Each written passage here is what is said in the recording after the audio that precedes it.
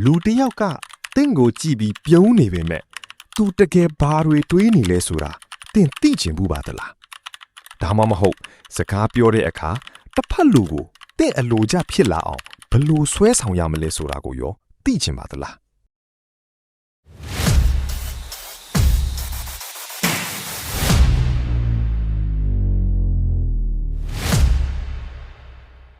ဟုတ်ကဲ့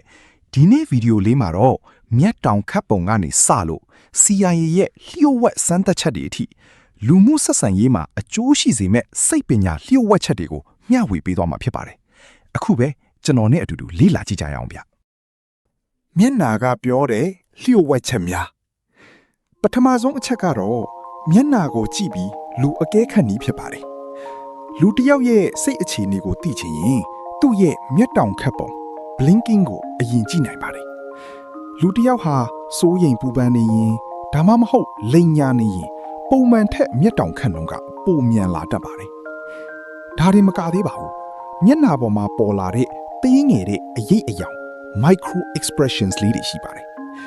စက္ကန့်ပိုင်းအတွင်းဖြတ်ခနဲပေါ်သွားတဲ့ဒီအမှုအရာလေးတွေကိုသင်သတိထားမိအောင်လေ့ကျင့်ထားရင်တစ်ဖက်လူရဲ့တကယ့်ခံစားချက်ကိုဘယ်တော့မှလွဲမှာမဟုတ်တော့ပါဘူးနှစ်စကလုံးအပြုတ်အမူဖြင့်လွှမ်းမိုးခြင်းကျွန်တော်တို့တစ်ဖက်လူကိုလွှမ်းမိုးဖို့ဆိုတာမိမိအလိုရှိသလိုဖြစ်လာအောင်အော်ဟစ်ခိုင်းစေဖို့မလိုပဲ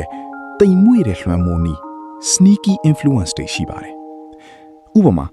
စကလုံးအတုံးနှုံးမှာမင်းဒါလုပ်ပေးရမယ်လို့ပြောမဲ့အစားသူတို့ညင်းရခတ်မဲ့စကားအတုံးနှုံးတွေကိုအသုံးပြုနိုင်ပါတယ်ယုံကြည်မှု confidence အဓိကတော့ချက်ကတော့ယုံကြည်မှုပါယုံကြည်မှုဆိုတာအတန်ကြေကြေပြောတာမဟုတ်ဘဲမိမိကိုယ်ကိုတည်ငြိမ်စွာထိန်းကျောင်းနိုင်ခြင်းကိုဆိုလိုတာပါနောက်ပြီးလက်ဟန်ချီဟန် gestures စကားပြောတဲ့အခါလက်ဖွားကိုလှမ်းပြပြီးပြောတာကတင့်ကိုပိုပြီးယုံကြည်ထိုက်သူလို့ထင်မြင်စေပြီးတစ်ဖက်လူကိုလွယ်ကူစွာလွှမ်းမိုးသွားစေနိုင်ပါတယ်3လူချစ်လူခင်ပေါ်များစေခြင်းလူတစ်ယောက်ကတင့်အနားမှာရှိနေရင်သူ့ကိုတက်တောင့်တက်တာဖြစ်နေစေဖို့အတွက်သူတို့ရဲ့ကိုဟန်အနေအထားကိုလိုက်တူးခြင်း mirroring လုပ်ပေးပါသူကလက်ပိုက်ထားရင်သင်ကလည်းအตาအရာလိုက်ပြီးလက်ပိုက်လိုက်ပါဒါဟာသူ့ရဲ့မတိစိတ်ထဲမှာ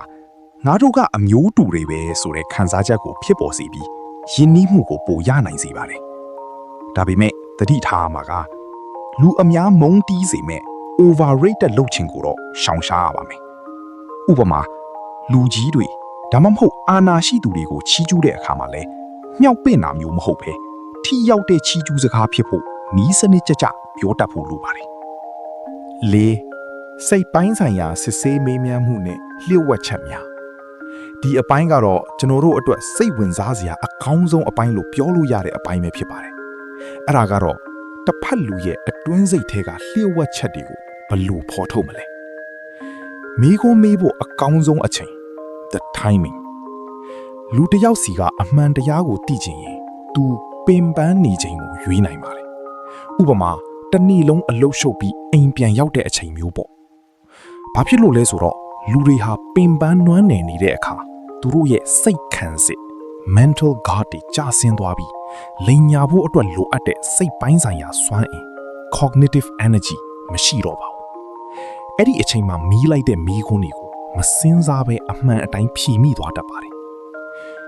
စုံတုပ်တွေတုံးတဲ့နီးဗျူဟာ good cop versus bad cop စစ်ဆေးမီးမြန်းရာမှာရဲအရာရှိတွေတုံးလိရှိတဲ့နီးလန်ကတော့ကျင်နာမှုနဲ့ဖိအားပေးမှုကိုရောရှက်ပြီးတုံးလိရှိပါတယ်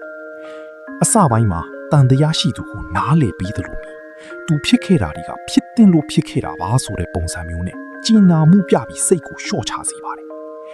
တစ်ဖက်လူကတင့်ကိုယုံကြည်သွားပြီဆိုတာနဲ့သူတို့စီကအမှားဝန်ခံချက်တွေကိုရယူတာမျိုးပါဟုတ်ကဲ့ဗီဒီယိုလေးကတော့ဒီလောက်ပါပဲမိတ်ဆွေတို့အတွက်လည်းအကျိုးရှိစေမယ်လို့ထင်ပါတယ်အခုပြောပြသွားတဲ့နီလန်းတွေကတခြားသူကိုအနိုင်ယူဖို့လှည့်စားဖို့မဟုတ်ပါဘူးတစ်ဖက်လူကိုပိုပြီးနားလည်ပေးနိုင်ဖို့နဲ့ပုံမခိုင်မာတဲ့ဆက်ဆံရေးတွေတည်ဆောက်ဖို့အတွက်ဖြစ်ပါတယ်